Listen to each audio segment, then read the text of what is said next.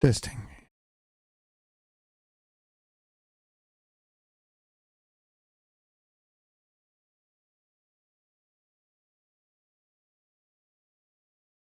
Let's talk Bitcoin. Let's talk Bitcoin after what happened with gold. And we're not talking about gold. We're not really talking about Bitcoin here. We are talking about power. And let me explain. Because when you divide Bitcoin by gold, you are no longer measuring price. You are measuring which monetary system is winning. And the chart you are looking at right now asks one simple, dangerous question. Did the BTC, Bitcoin to gold ratio, just find long-term support? These are the type of questions that we ask on this channel.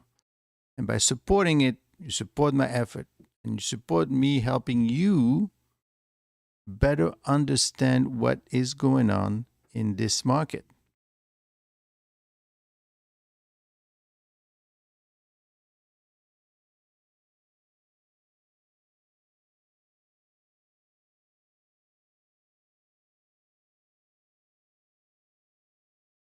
I want you to understand what is going on in the market. I want you to be educated. What do I want? I want you to realize that it's not about making money in the stock market. It's about not losing any. And the second important fact that you need to realize is that whenever they tell you what is happening, for example, the situation with gold, and then they're tying it up to the fact that we have a new Fed chair, you say, well, looks like gold was impacted by the Fed chair because he might be tougher and stronger with the dollar, therefore enhancing the dollar. But that's purely correlation, okay? So let's just remember that. Correlation is not causation. And just because they say so, it doesn't mean it's so. So let us continue and talk a little bit more about this chart, which I find quite interesting, I must say. So essentially what we're doing, as usual, we're looking at a ratio. We're dividing the Bitcoin to gold.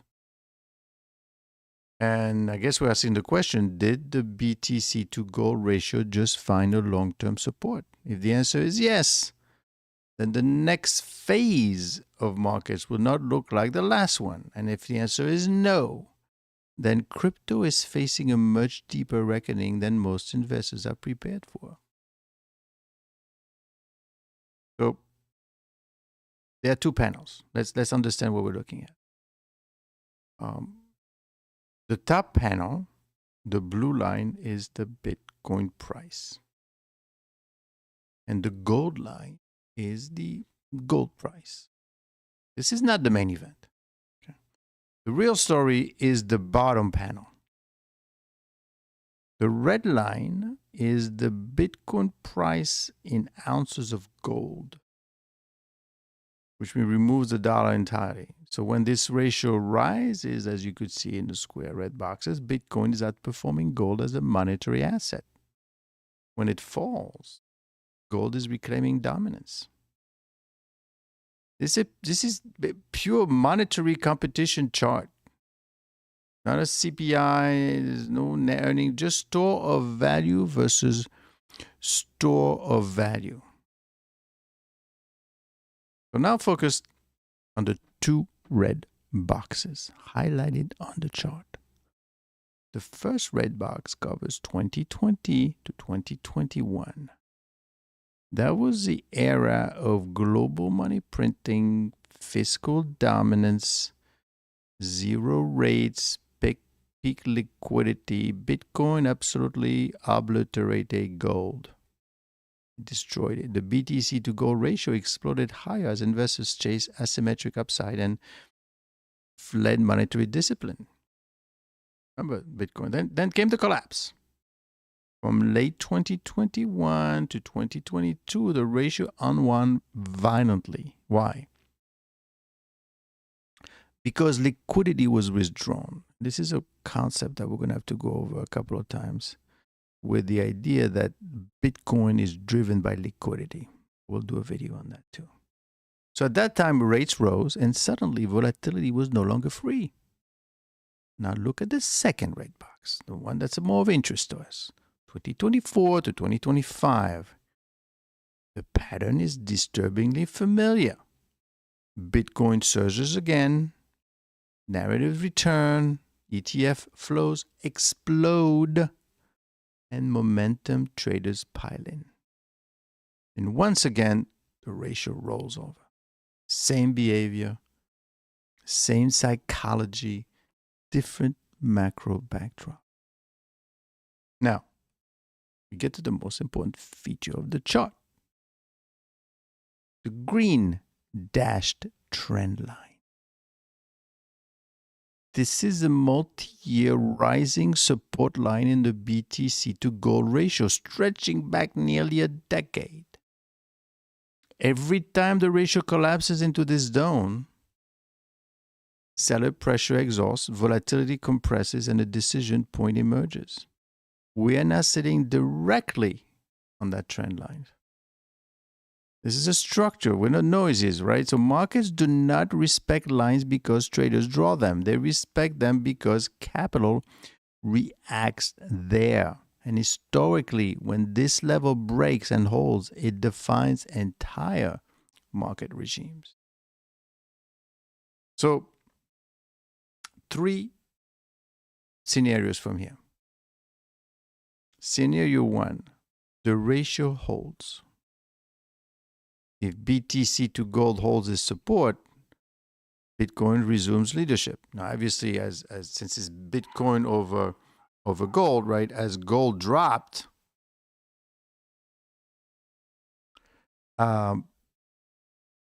inflation. So Bitcoin resumes leadership. That the risk assets regain dominance and liquidity conditions quietly improve. This would imply that inflation is politically tolerated.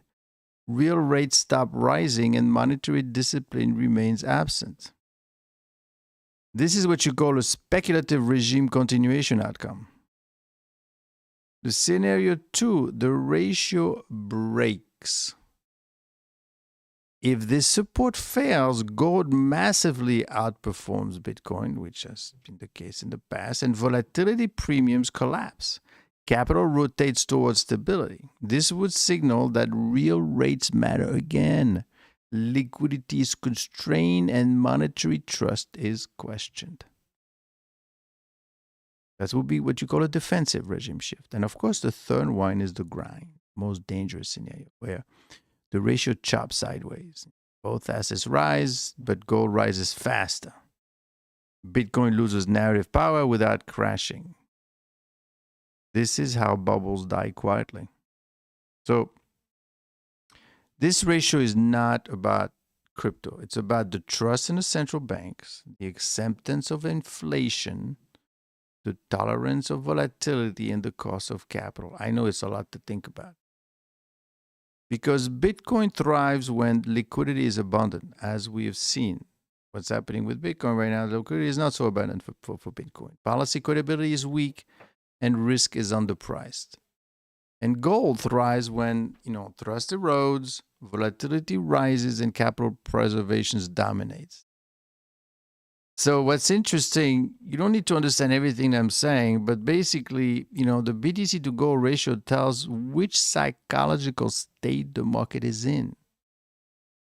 Right now, it's a fragile equilibrium. So what do serious investors, investors do here? Don't forget to subscribe and to give us a like. We do not chase, we do not narrate, narratives. We do not, but we do not ignore the ratios. Watch the trend line, watch the slope, watch the reaction. If the BTC to gold bounces back convincingly, risk appetite survives. But if it breaks, gold is not done. The crypto beta will disappoint and volatility will be repriced. So this chart will lead headlines, but not follow them. This is again another regime call. You could see that in that chart.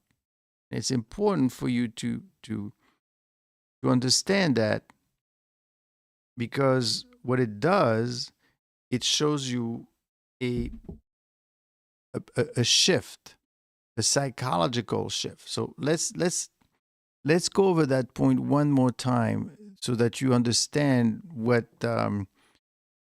this psychological state the market is in. It basically, we're looking at the BTC, which is Bitcoin over gold. And what we're seeing is that the trust in the central banks, the acceptance of inflation, the tolerance of volatility is one side. And on the other side, you've got liquidity is abundant, policy credibility is weak, and risk is underpriced. And you kind of have, at the end of the day, the liquidity is not so abundant for the Bitcoin. Well, is policy credibility weak? We shall see. Is risk underpriced?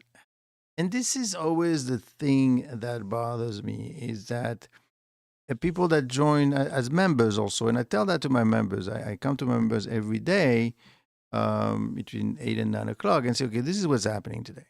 And a lot of them join because they say, well, what shall I do? Where's the market going to do next? What's going to happen? That's the wrong approach. What you need to do is you need to understand. You may not understand everything, and that's okay. Tell that to my investors and to my students. I tell them the same thing, but you're not supposed to understand everything. But you're supposed to grasp what's going on, the psychology of the market, meaning that you're not supposed to know what's causing it. No one knows. I always listen to the social media, but some of the channels on cable and Bloomberg and all these guys. And they invite all these people over, and because they know the people want to know, what do you think is going to happen? But if these people knew what was going to happen, they would do it for themselves, and they wouldn't be here trying to make a buck, trying to tell you what's going to happen, right? So the idea is, it's quite simple, actually. You're not here to make money. You're here not to lose any. That's the most important thing. And the second thing is, don't assume because on one hand they show you, oh, look, gold went down. And look what happened to the new guy that came in. Well, he hasn't come in yet, but the new Fed chair. He's going to be tough. He's gonna be strong for the dollar. So therefore, really, it's that simple. Well, he came in and gold went down. It went down. So, maybe that's it. It's like saying that, it's basically saying like that the cholesterol causes heart attack. That's basically the same thing. Look into it, by the way. All right. Let's take a look. Take a look at tell me when it becomes too much. Hold on, I think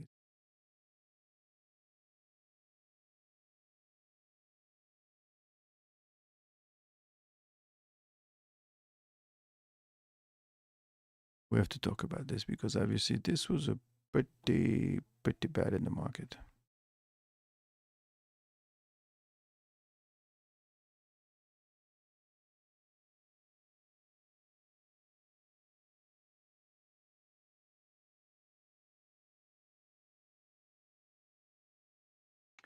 It hurts a lot. And gold. So what happened, right? What caused it? Or maybe there was too much money piled into it, and people knew it was too much. They just need a reason to get out. I will tell you that with my subscribers, my members I'm not. This is not just self promotion here, but on Tuesday, and they know if they're listening to this, I did send a notice that there was a regime shift coming, and um, and I'll tell you how I know there was a regime shift coming, and I tied it to the Bloomberg Spot Index, the Bloomberg Gold Index. And I said, and I mentioned Newmont, I mentioned a couple of ETFs that were tied to gold, and lo and behold, the thing collapses, and 2 days later. And the reason I knew that is because I looked at research that's being done out of Switzerland. I look at what people are doing, and some of the stuff that I'm looking at is mathematically based. And they told me that the signals are there, the bubble signals are there, so be careful. Yeah, believe it or not, there are people out there just looking for bubbles all day. Take a look at the work by Sonnet. Take a look at the work by the guy that wrote the Black Swan, which is what this channel is about, and Taleb Nassim. And Taleb Nassim's colleague, Spitznagel, made 4,000%. I always said that during COVID. How did he make 4,000%? Was he a good guesser? Well, you have to hedge the risk. You make more money. You make more money doing it that way than trying to pick the next Nvidia. Because look what happened when when it goes down. It's fast and furious. So let's take a look at what happened 2 days ago already. That was pretty nasty.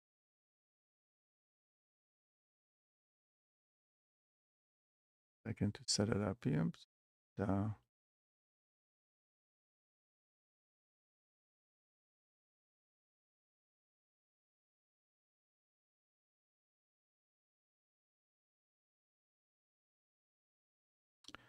Okay.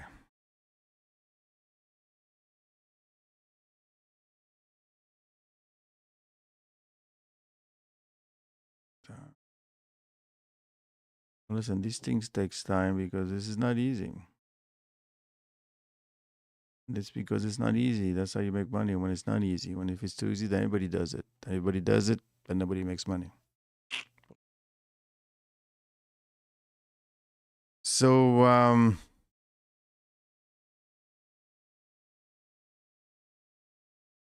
Friday morning didn't feel like a normal market pullback. I think it felt like a reconning. Gold, silver, platinum, palladium, the very assets investors crown as the untouchable winners of 2025. Remember those so-called safe havens? I mean, silver plunged 15% in a single session. Gold dropped 7%, threatening the psychologically critical $5,000 level. Platinum and palladium followed with double-digit declines as well. So this was not random volatility. This was a structure that was breaking. And let's take a look and see if we could explain what actually broke, why this move happened now, not later. How to understand and realize that this was predictable.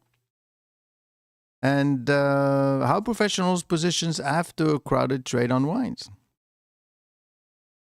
So let's take a look at the raw damage first. So silver fell 15%, slicing straight to the psychological $100 level that mattered not because of its fundamental, but because everybody believed in it. And there's a lot of psychology in everything that we do here, I have to say. Gold shed 7%, one of the worst single-day moves of the year, away from 5,000. Platinum fell 14%. palladium dropped 12%. So this was just a gold thing, right? This was under rotation. And it doesn't necessarily mean risks off, right? This was a forced liquidation across the entire precious metal complex. And when everything falls together, you're not looking at fundamentals anymore. You're looking at positioning stress.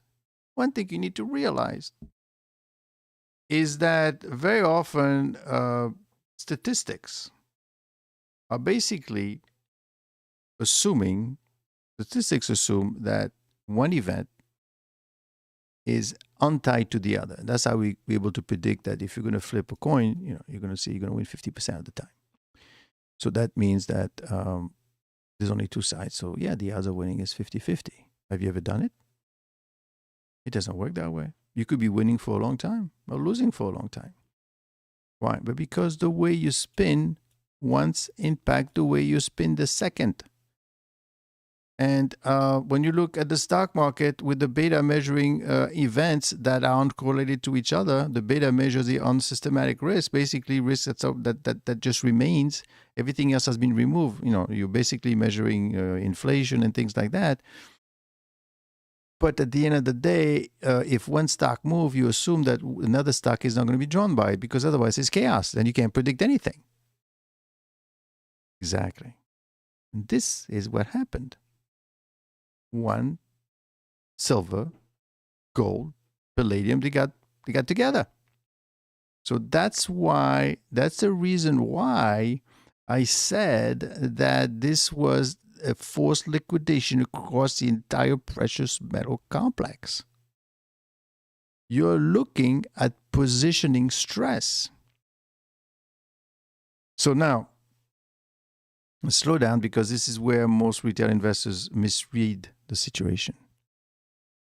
When you look at the metals chart, do not start with the price.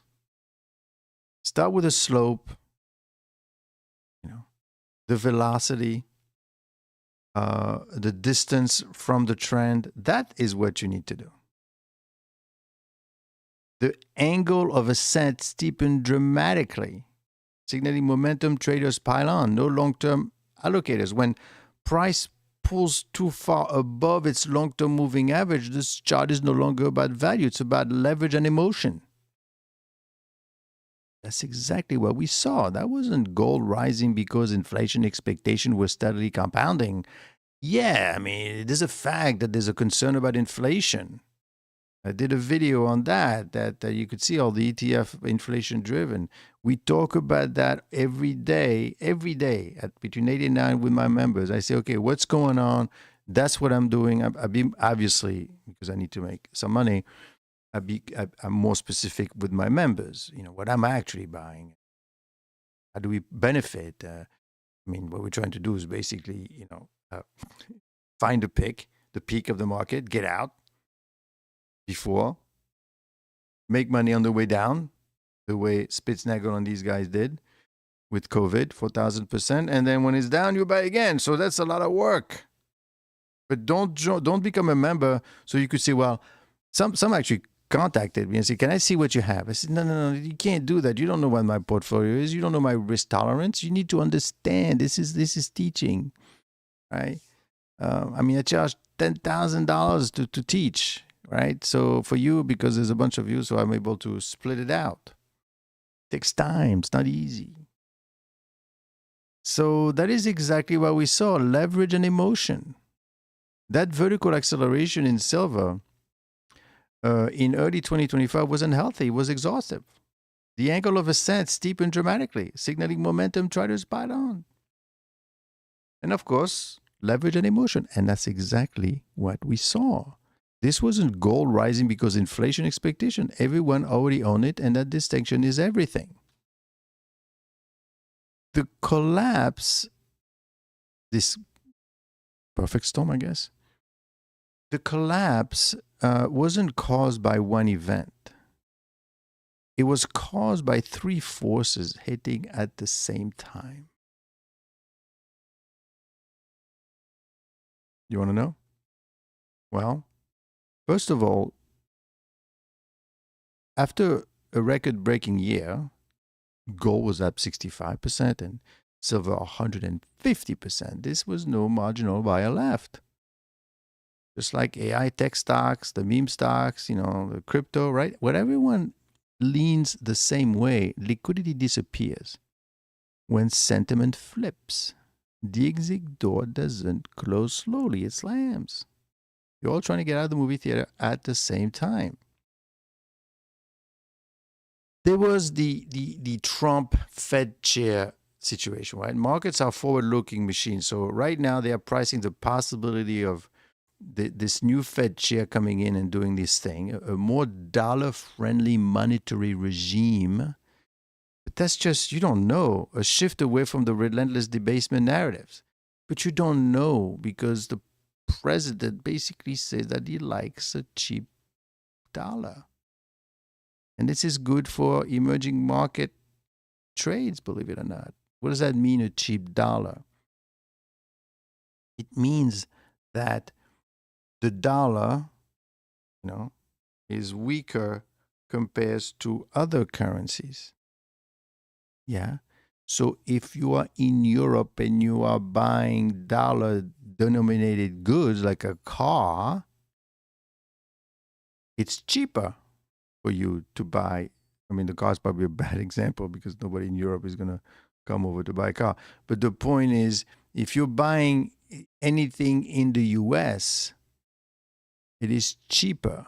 So therefore, you buy more of it. And this is good for the US person selling you that good. So, but be careful. If your dollar is too weak, no one wants to hold it either. And that's kind of the speculation. But that's because there was a big news, the Fed chair, and there was a big news, the gold and the silver going down. So they say, oh, they got to be tied together. But there's thousands of other things that happen during the day besides that, which you didn't pay. How do you know it's not tied to the other one? You don't know. You never know. This is what Aristotle says. I know that I never know. You have to understand that. And Aristotle said it, and Taleb Nassim says it in his book, and a bunch of other people, and I say it too. So the second reason, besides the Trump thing, was a geopolitical fatigue. Venezuela, Iran, the shipping lane, Greenland, right? But markets don't price fear forever. Eventually, risk premiums decay. And once the US dollar stabilized, even modestly, the primary tailwind for metals disappeared.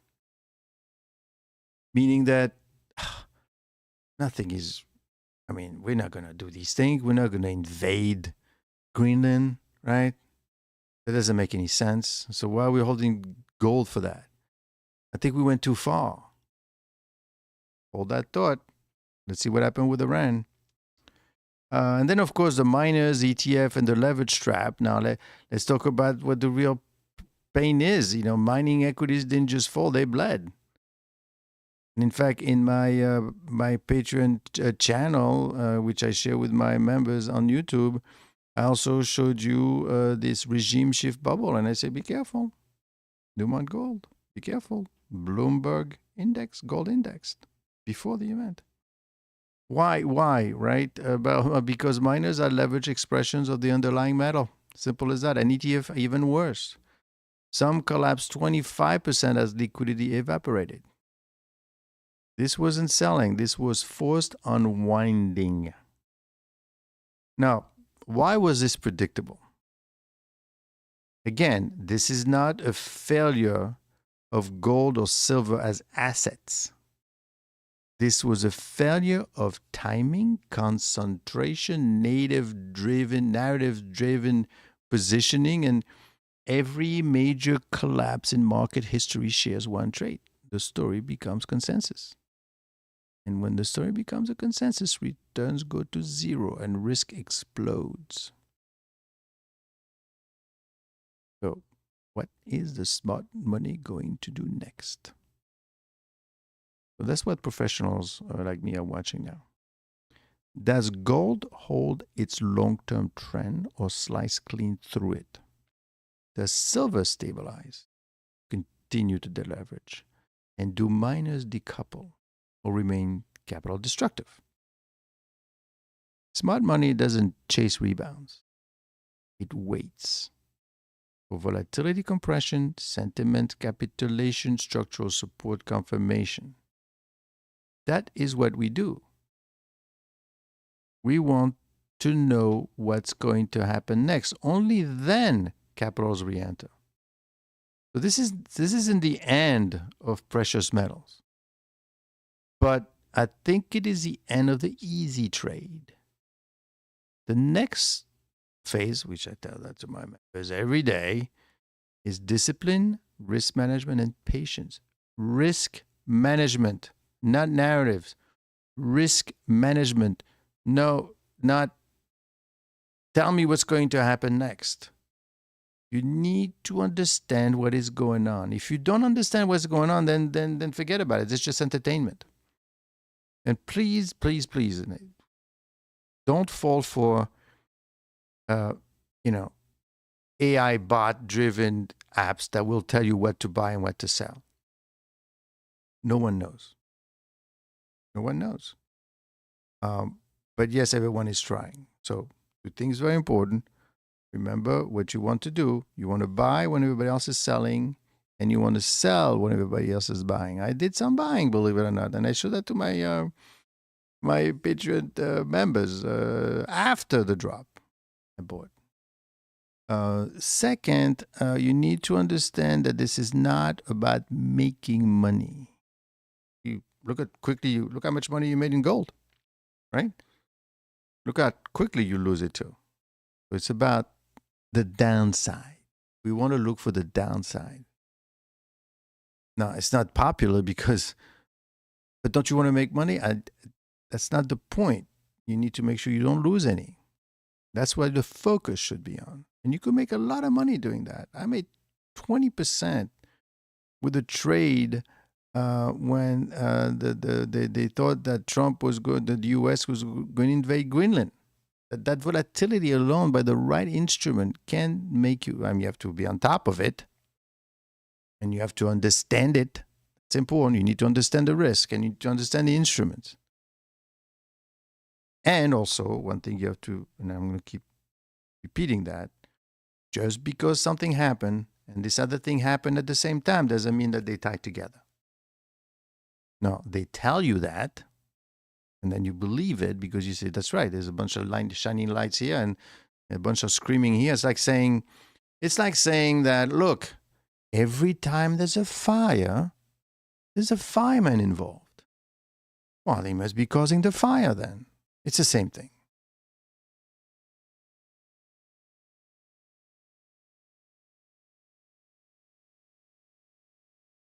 What else do I have for you?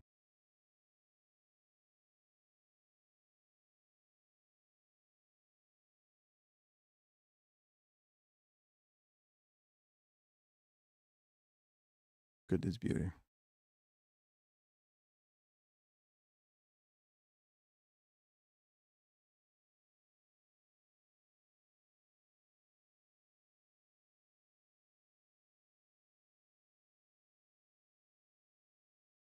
This is about liquidity in Bitcoin. This is going to be interesting.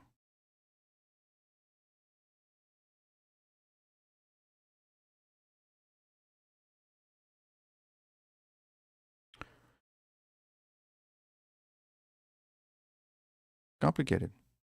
It's not easy. This is getting free lesson here on everything. Don't forget to subscribe. Don't forget thumbs up. And if you really want to do something, join the my Patreon channel, and you're gonna see live every day. I learn myself every day. Every day is like you trying to understand what's happening. It's important. Okay, so let's take a look at this chart. And the reason this chart is interesting, and I will tell you that right now. This is about Bitcoin.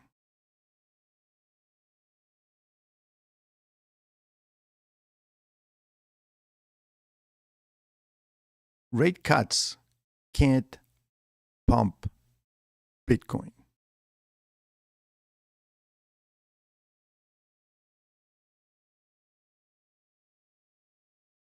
Okay. That is a very important statement. A pro-crypto president can't pump Bitcoin. A weaker dollar cannot pump Bitcoin. Institutional adoption can't pump Bitcoin. The Fed injecting liquidity, stock at all-time highs, can't do it either. So the question is this: if nothing can't pump Bitcoin, what exactly is holding it back? And more importantly, which comes first? Bitcoin at $300,000 or a massive global liquidity drain that resets everything? This is not about a Bitcoin debate. This is a liquidity regime debate. The chart you're showing, that I'm showing you now, tells you far more about narratives than the financial media. Of course, they're not going to show you this because it's kind of boring. But I'm going to make it interesting. So what you're seeing, the blue line, is Bitcoin price. Okay? The green line is global M2 liquidity. The liquidity, it's called the liquidity from the Federal Reserve. So money going to the system, essentially. Global M2 is shifted forward by 3 months. So this means the green line is leading, the money in the system. The blue line is reacting. Liquidity moves first. Real risk assets, then they respond later. So the left axis is basically the amount of global in trillion of M2 money supply, and on the right axis is the Bitcoin price.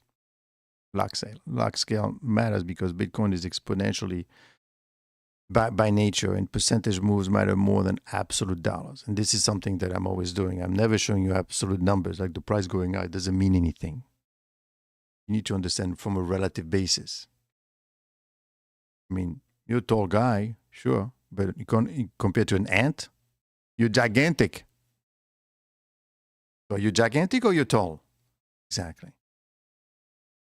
So the critical insight is this: from the late 2023 through mid 2025, global liquidity expands aggressively, and Bitcoin follows with a bit of a lag, as you could see. But notice what happens next. Liquidity keeps rising, the green line. But Bitcoin stalls and rolls over. That's the story. So what happened? Why? Rate cuts didn't work. Rate cuts without balance sheet expansion is cosmetic. What I mean by that is they cut the rates. Remember the government, the Fed? So markets don't trade on rates. Market trades on net liquidity. So if the rate cuts are offset by QT, treasury issuance, and dollar funding stress, then they are irrelevant. Bitcoin didn't stall because cuts failed. It stalled because cuts didn't add net liquidity. You could understand that. Markets don't run on the ideology. They run on cash flows. Policy signaling matters only when it changes funding condition. No change in collateral availability, dollar liquidity, leverage capacity means are not sustained bids. A weaker dollar didn't work. This is critical. Bitcoin is not a simple anti-dollar trade anymore. It's a globally leveraged system. A weak dollar can't coexist with liquidity scarcity. Bitcoin doesn't respond to the headline. It responds to cross-border dollar availability. Institutional adoptions didn't work. This one hurts narratives the most. ETF didn't fail. They completed their job. Right? They converted speculative enthusiasm into regulated exposure, meaning that ETF that holds the Bitcoin. They absorb early demand, normalize Bitcoin into a macro asset stack. You can, and I tell that to my subscribers and to my members all the time. These are the ETF that you could buy to actually hold Bitcoin, so you don't have to worry too much about it. But ETF do not create leverage. Liquidity does. The stocks at all-time high didn't work either to sustain Bitcoin because equity strength right now is narrow, defensive, balance sheet driven. This is not a 2020 style reflexive risk on. It's buyback. It's mega cap concentration. It's duration hiding. Bitcoin doesn't rely on defensing. Bitcoin does not rely and rally on defensive equity strength. So the real driver is global liquidity quality. This is the most part most people miss. Not all liquidity is equal. Is this liquidity a good liquidity? You have lots of water, but can you drink it? What type of liquidity matters? Okay. Bitcoin responds to unsterilized liquidity, leverage-enabled liquidity, and cross-border liquidity. What you have instead, you have liquidity trapped in sovereign balance sheets, liquidity absorbed by treasury issuance. Yeah, you have lots of liquidity, but you're using it to refinance yourself because you owe so much money, you're paying yourself. That's literally what's happening with the US. And be careful. That cannot keep on going if the dollar gets weaker. Liquidity sterilized by regulatory capital constraints. That is why global M2 rises and Bitcoin doesn't respond proportionally. The system is liquidity rich, but it is leverage poor. So, two potential futures. Okay. I mean, basically, all you need to understand is this. I mean, there's a lot to understand, but let me make it easy for you. Basically, you have to realize that liquidity went up and Bitcoin went up with liquidity, but then it just didn't. Why? Well, because that liquidity is not the same anymore. Because the US could print money, could do lots of things, could lower rates, but nobody believes in lower rates right now. We lowered the rates, but nobody believes that the inflation is out of the way. The market is very, very smart. It's like an entity. It understands everything. So, two possible features. Scenario one, Bitcoin, $300,000. And you can make money with Bitcoin without actually owning it. You just buy a bunch of ETF, and I could show you that. I will address that in the coming weeks in my channel for my members only. Okay, members, I get more specific. So this only happens if central bank lose control of the funding stress. QT is abandoned globally, fiscal dominance accelerate, and sovereign issuance overwhelms the buyers, and liquidity leaks into speculative assets again. In this case, Bitcoin rises gradually, it prices violently. Not because of believer, because there is nowhere else for liquidity to go. Where are you going to put your money? You don't trust anything anymore. That's why you're kind of seeing gold going the way it did and Bitcoin the way it did, because they said that, well, maybe they know what they're doing after all.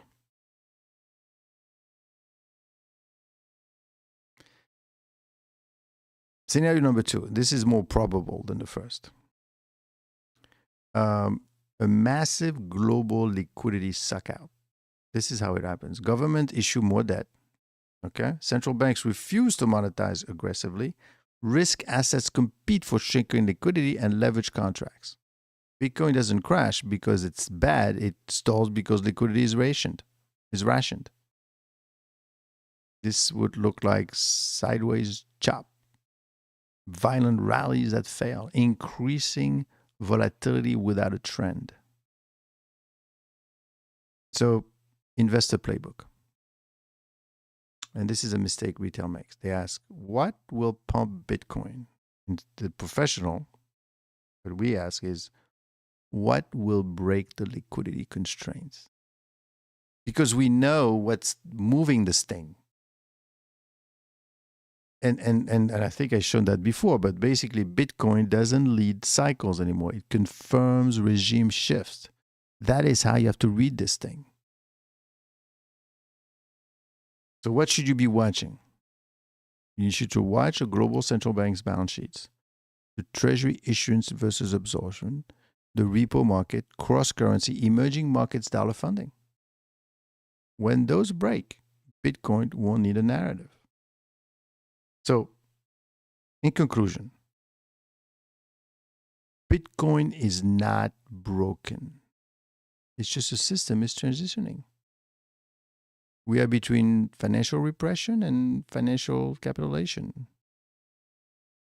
Bitcoin at 300,000 is not a forecast, it's going to be a consequence. A consequence only arrives after liquidity fails somewhere else first.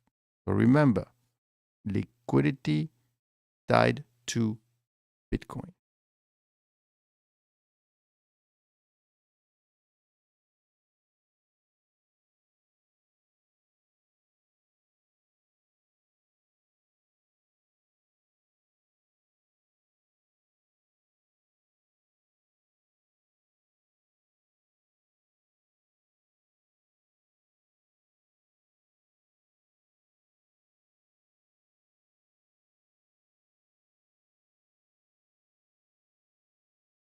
Next, the dollar. Get upset here. This is not going to be pretty. It's not going to be pretty.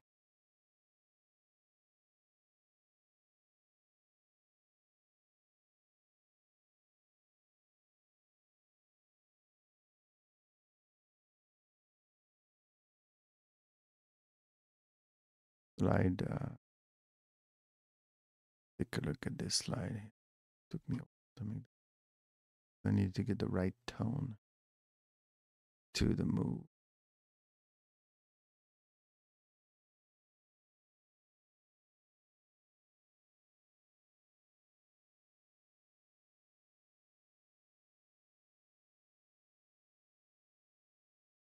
The dollar did not collapse in a dramatic crisis. And there was no single panic, no overnight reset. Instead, it eroded slowly, predictably, and almost invisibly.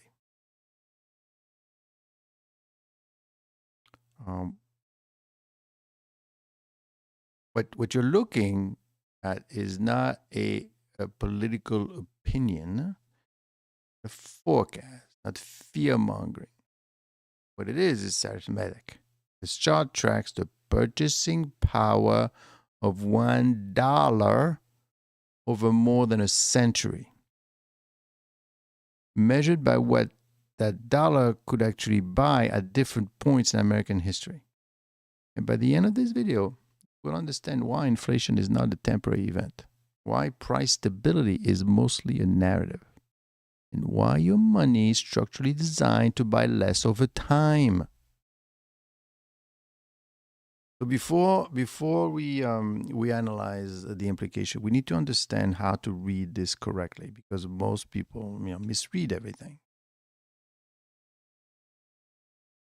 On the left side, you see consumer price index.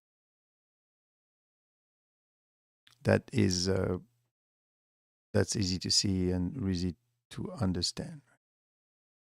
So that's the price, the price index. So that's the vertical size of price index from 1980 to 1984, and it's basically put as at 100 basically. Next, what we're going to do, just give me a second.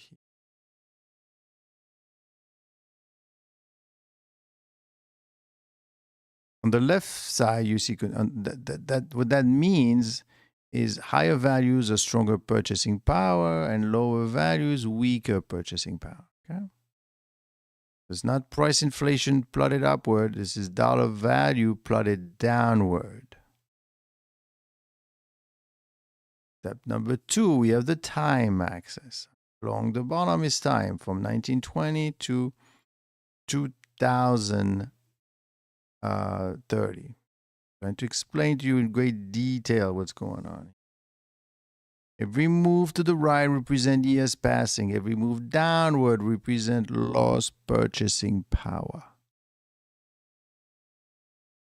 And the yellow-green line, as you could see, is the real value of $1. Slopes down gently. Inflation is moderate. When it falls sharply, inflation is accelerating. You buy less and less. When it never recovers, that loss is permanent. This is the most important point. The most important point. The line never meaningfully goes back up. That's not an accident. That's a system. So from 1913 to 1930, notice what the chart does. This is the year, 1913, this is the year the Federal Reserve Act was passed, creating a central bank with authority over money supply and credit conditions. And there's a tremendous amount of power. At this point, $1 buys an enormous basket of goods.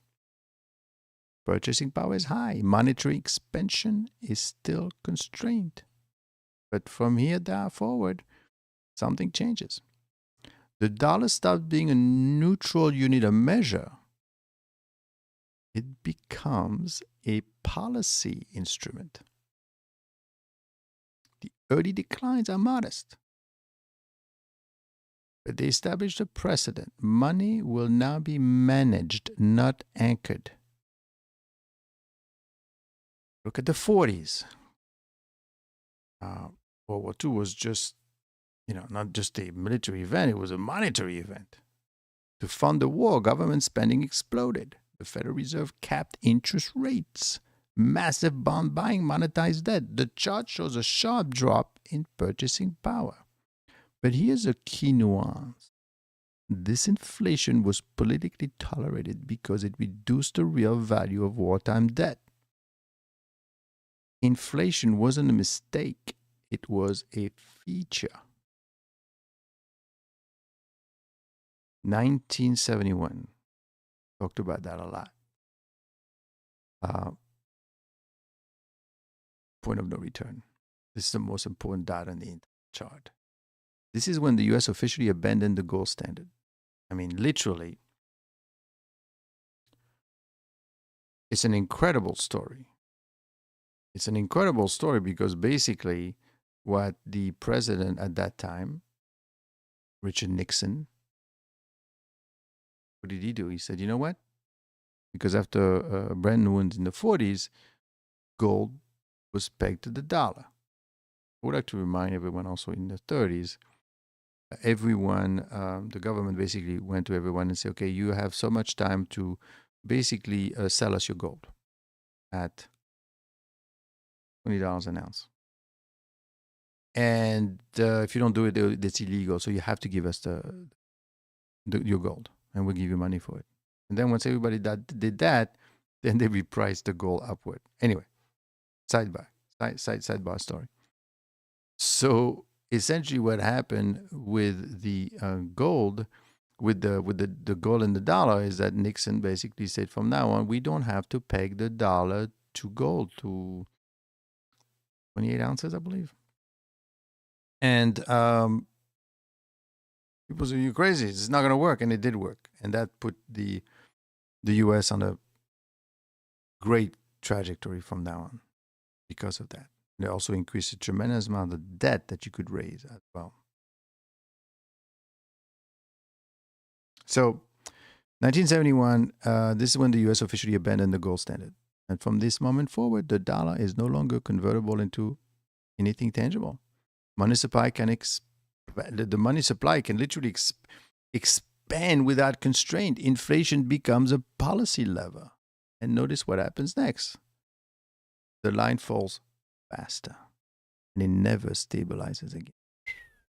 Just a slide. That is when inflation stops being cyclical, it becomes structural. So on the right side of the chart, you see example of what $1 used to buy at different times.